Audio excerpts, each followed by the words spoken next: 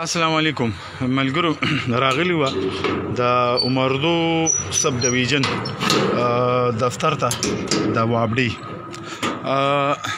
ایس ډي او صاحب وی چې زما ځان له یو دفتر دی زمونږ چې کوم دی نو نه ایم این اے ملک انور تاج تپوس کولی شي نه چې کوم دی نو زمونږ نه ایم پی اے خالد خان تپوس کولی شي او نه چې کوم دی نو موږ نه بشیر خان